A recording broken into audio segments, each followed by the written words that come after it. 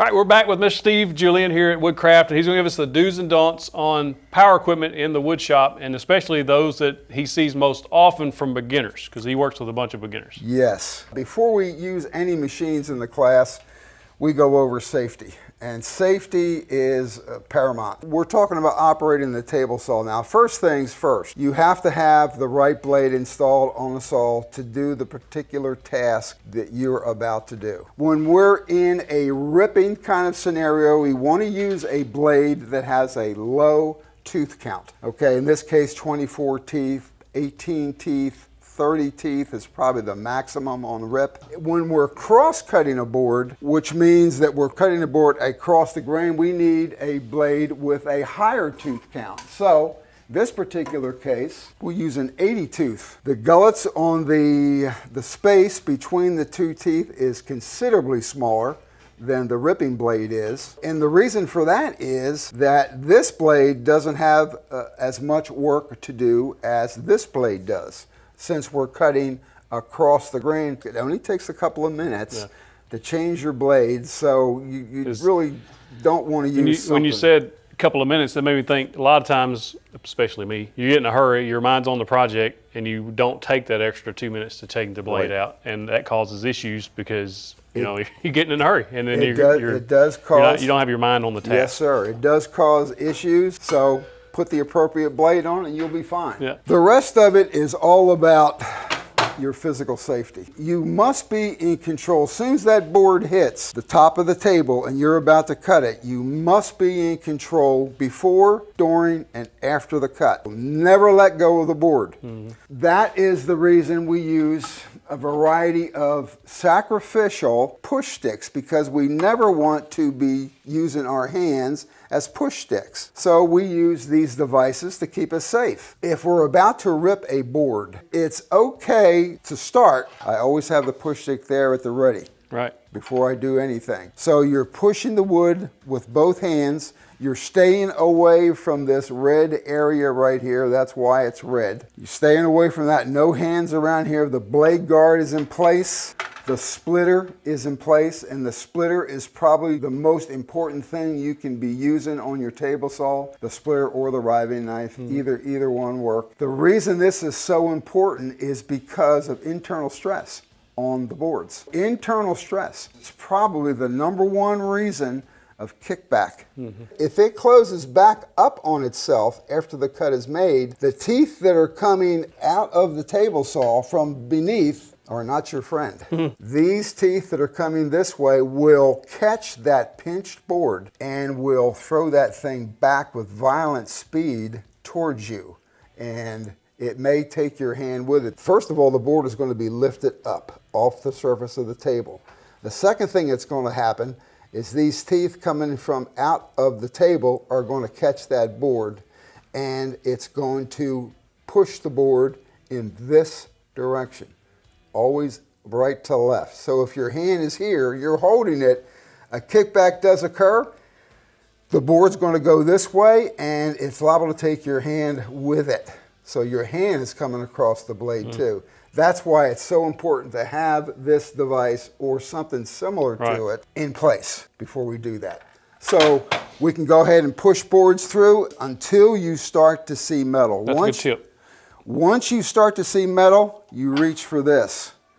This will finish up, your left hand will drop away.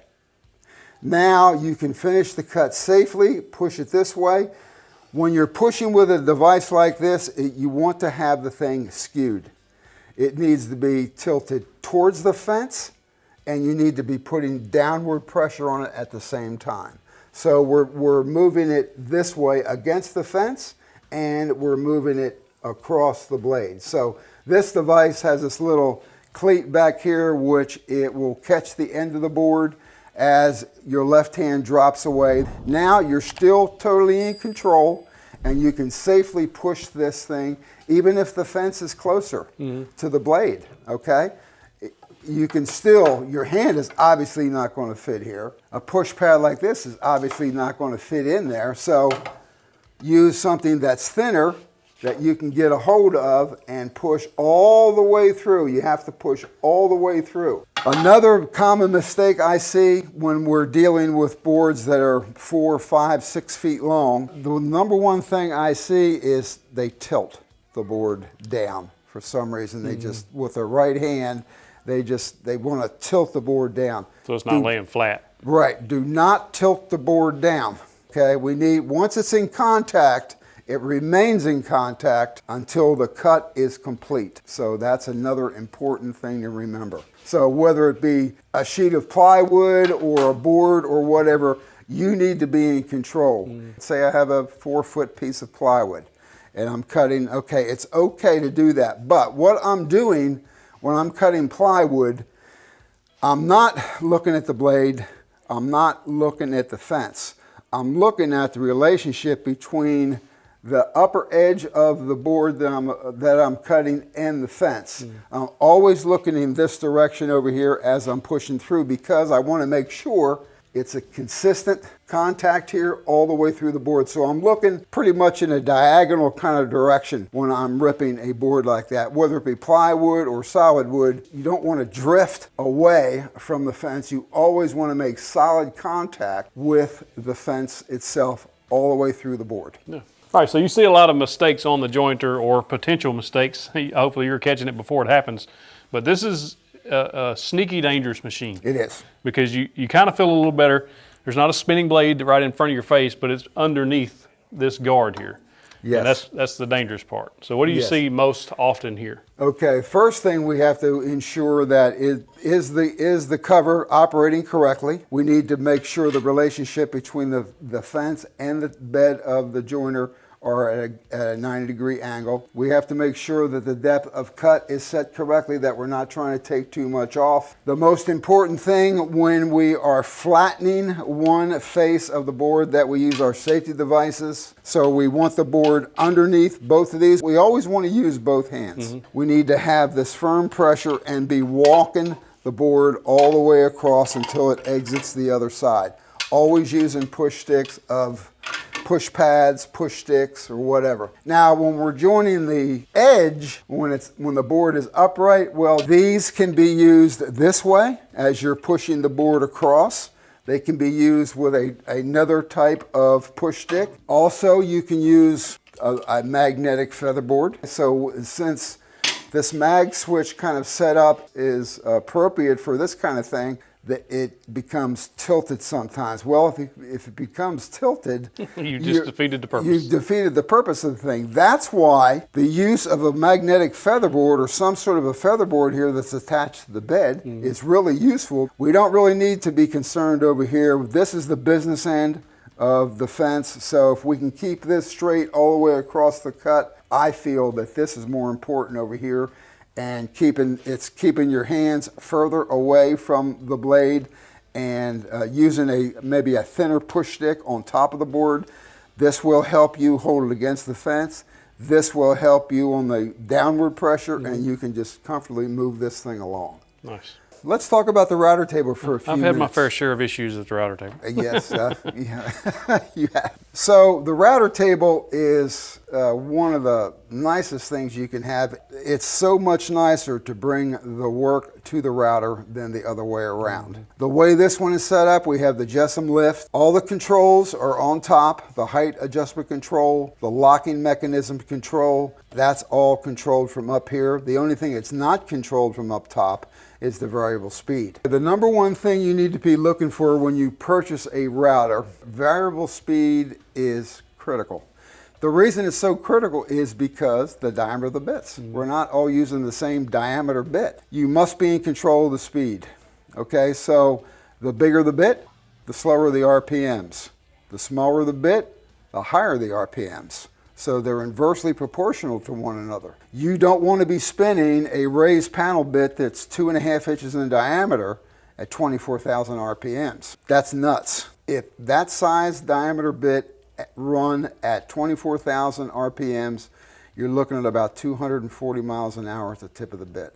When you're using a larger diameter bit, slow the speed as far low as it will go. This prevents any mishaps. It prevents the router getting out of control, because you want to be in control. Another important point is light passes on the router table. Small bites like we talked about earlier. Small bites. Okay, so now what I want to demonstrate is how to joint one surface square. I'm going to be using my mag switch, and what I'm going to do is I'm going to lock in the back portion with the magnet, and then I'm going to tilt this thing forward and lock in the front one. So that's going to keep me in a pretty steady vertical position.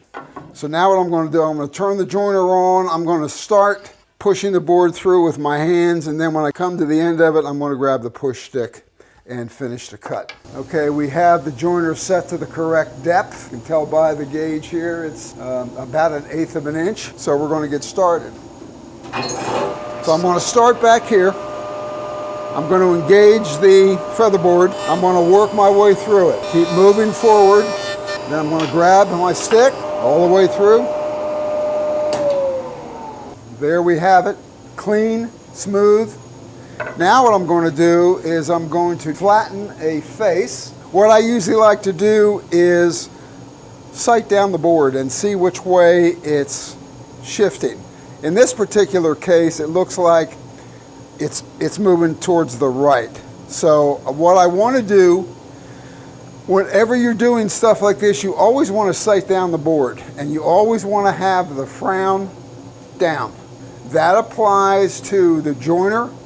That applies to the table saw. You always want the curvature, if there is curvature in it, to be on the table surface.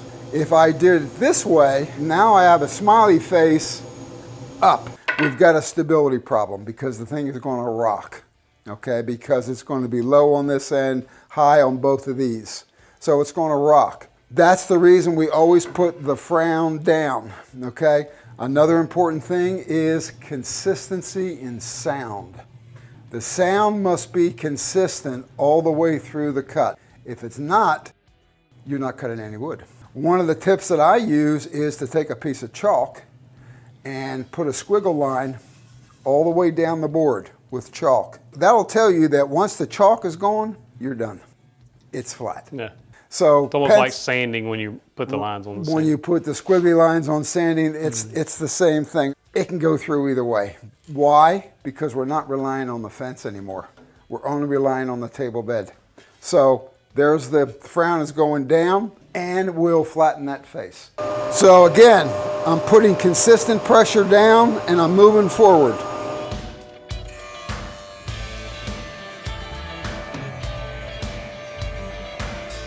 Okay, so now what we have is a board that has a 90-degree edge on it. I'm checking it in a few spots, looking for daylight, and I don't see any. So just run the square down all the way so you can see that it comes out perfectly square. That is our starting point right there.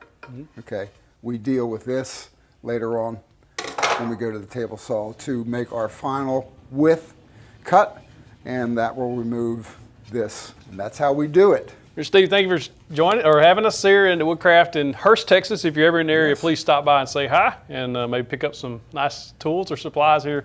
Thank you for sharing your knowledge. I greatly appreciate it, man. You bet, sir. Pleasure was all mine. Yes, sir. Have a good day. All right.